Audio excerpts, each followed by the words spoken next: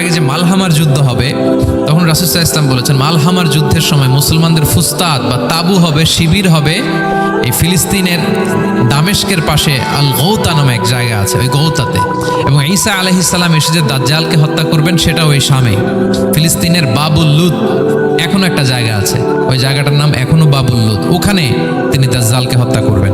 এবং সেখানে একটা সাদা মিনারা আছে, ফেরেশতার পাখায় ভর করে ঈসা আলাইহিস সালাম তখন সেখানে নেমে আসবেন, ওই ফিলিস্তিনের ওই শাম দেশের ওই মিনারার পাশে তিনি এসে পৃথিবীতে তিনি নুজুল করবেন, নুজুল ঈসা আলাইহিস সালাম।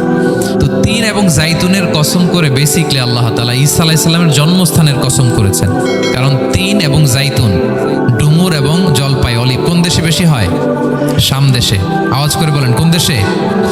বর্তমান ফিলিস্তিন এবং সিরিয়া, এবং ওই ভূখণ্ডে আল্লাহ নবী ঈসা আলাইহিস সালামের জন্মস্থান। তাহলে এই দুই ফলের কসম করে বেসিকলি আল্লাহ তাআলা ঈসা আলাইহিস সালামের জন্মস্থানের কসম করেছেন। ওনার প্রতি নাজিল হওয়া যে তাওরাত, ইনজিল গ্রন্থ, এই রেভেলেশনের কসম করেছেন। আচ্ছা, এরপরে ওয়াতুরি সিনিন, সিনাই পর্বতের কসম। সিনাই পর্বত বা তুর পাহাড় হচ্ছে মিশরে অবস্থিত, আর মিশর হচ্ছে মুসা আলাইহিস সালামের জন্মস্থান। কার জন্মস্থান? মুসা আলাইহিস সালামের জন্মস্থান। তাহলে ওয়াতুরি সিনিন, তুর পাহাড়ের কসম বুঝিয়ে আল্লাহ তাআলা মূলত মুসা আলাইহিস সালামের জন্মস্থানের কসম করেছেন, যেখানে তাওরাত নাজিল হয়েছে। এরপরে ওয়াহাদাল বালাদিল আমিন, এ নিরাপদ শহর বলে আল্লাহ তাআলা মক্কা শহরকে বুঝিয়েছেন। আর মক্কা কার জন্মস্থান বলেন তো?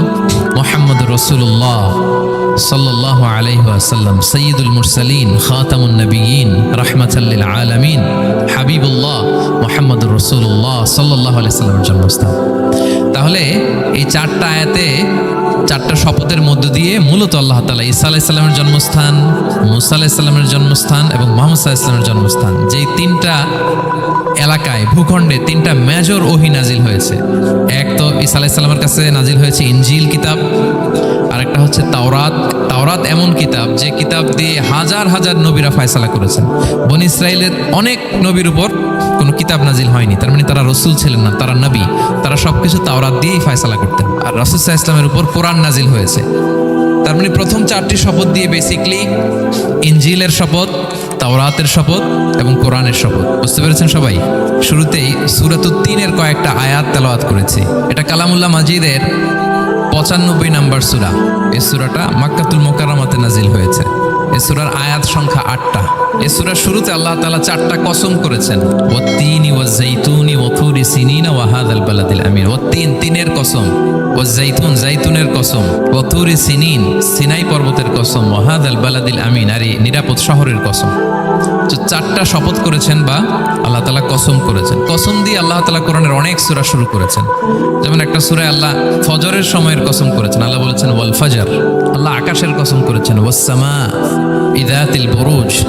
আল্লাহ তাআলা সূর্যের কসম করেছেন ওয়াশ শামসি ওয়া দুহাহা।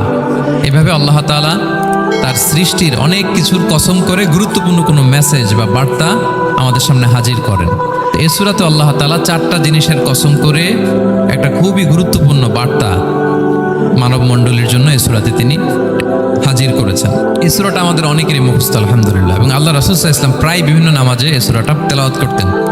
বারা ইবনে আযিব রাদিয়াল্লাহু তাআলা আনহু উনি বর্ণনা করেন যে আমি একবার এশার সালাতে আল্লাহ রাসূল সাল্লাল্লাহু আলাইহি ওয়াসাল্লামের কণ্ঠে নামাজে সূরা 3 তিনি তেলাওয়াত করেছেন, আমি নিজ কানে শুনেছি।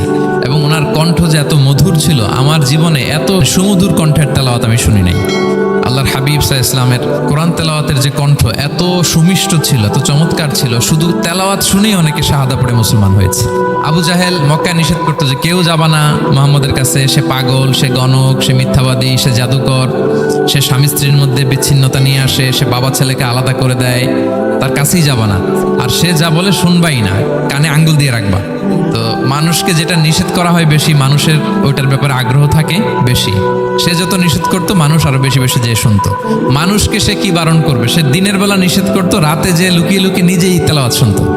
তাহলে চিন্তা করেন যে আল্লাহর হাবিব সাল্লাল্লাহু আলাইহি ওয়াসাল্লামের কোরআনিক রেসিটেশন কত চমৎকার মেলোডিয়াস ভয়েস হলে স্বয়ং আবু জাহাল রাত্রিবেলা লুকিয়ে লুকিয়ে কোরআন তেলাওয়াত শুনতে যেত আল্লাহর হাবিব সাল্লাল্লাহু আলাইহি ওয়াসাল্লামের কণ্ঠে। তো রাসূল সাল্লাল্লাহু আলাইহি ওয়াসাল্লাম সূরাতুত 3টা এশার সালাতে তিনি তেলাওয়াত করেছেন, এই মর্মে হাদিসে পাওয়া যায়। এবং এই সূরাটা একটা ফলের নামে সূরা। 3 একটা ফল, বিশ্বে খুব বেশি হয় 3 ফল। আমরা বাংলাদেশে ডুমুর বলি, ইংরেজিতে ফিগ বলে, ফিগ ট্রি নামে বেসিক্যালি আল্লাহ তাআলা এই সূরাটাকে, এই চ্যাপ্টারটাকে ডেডিকেট করেছেন আমরা সূরাকে ইংরেজিতে চ্যাপ্টার বলি। কোরআনে 114টা চ্যাপ্টার, এর মধ্যে এই সূরাটা হচ্ছে ফলের নামে ডেডিকেটেড। খুব ইনক্লুসিভ হইতে আল্লাহ তাআলা কোরআনে সূরাগুলো দিয়েছেন। কোরআনে প্রাণীর নামে সূরা পাবেন, প্রাণী সূরা পাবেন। মানুষের মধ্যে 3 ভাগ, মুমিন, এরপর মুনাফিক, প্রত্যেকের নামে সূরা। সূরাতুল মুমিনুন আছে, সূরাতুল কাফিরুন আছে, আবার সূরাতুল মুনাফিকুন আছে। আমাদের দৃশ্য জগতের সবচেয়ে বড় প্রাণীটা হচ্ছে হাতি, তাই না? এই হাতির নামে একটা সূরা আছে, বলেন তো এই সূরার নাম কি? সূরা ফিল। তারপর আমরা যে দেখি আমাদের দৃশ্য জগতের সবচেয়ে ছোট প্রাণী হচ্ছে পিঁপড়া, পিঁপড়ার নামে একটা সূরা আছে, সূরা আন-নামল। আন-নামল মানে পিঁপড়ার সূরা। মাকড়সার নামে সূরা আছে, সূরাতুল আনকাবুত। তারপর গোষ্ঠীর নামে সূরা আছে, সূরাতু আলে ইমরান। বংশের নামে সূরা আছে, সূরাতু কুরাইশ, কুরাইশ বংশের নামে সূরা। এইভাবে খুব ইনক্লুসিভ ওয়েতে, এমন কিছু নাই যে আল্লাহ তাআলা উল্লেখ করেন নাই। মা ফাররাতনা ফিল কিতাবি মিন শাই, উল্লেখ করে নাই কোরআনে এমন কিছু নাই, সব কিছু আল্লাহ তাআলা উল্লেখ করেছেন। তো এই সূরাটা হচ্ছে একটা ফলের নামে, ফলটার নাম হচ্ছে 3 ফল। আল্লাহ তাআলা বলছেন ওয়াত-তিন, তিনের শপথ। আমি একবার সরল বক্সে ঢুকি। তিনের শপথ, ওয়াজ-জাইতুন শপথ, ওয়াতুরি সিনিন, সিনাই পর্বতের শপথ, ওয়াহাল আমিন, এই নিরাপদ শহরের শপথ। লাকাদ খালাকনাল ইনসানা ফি আহসানি তাকওয়িম, নিশ্চয় আমি মানুষকে খুব চমৎকার সুন্দর অবয়বে সৃষ্টি করেছি। সুম্মা রাদাদনাহু আসফালা সাফিলিন, আবার নিচু থেকে নিচুর দিকে নামিয়ে দিয়েছি।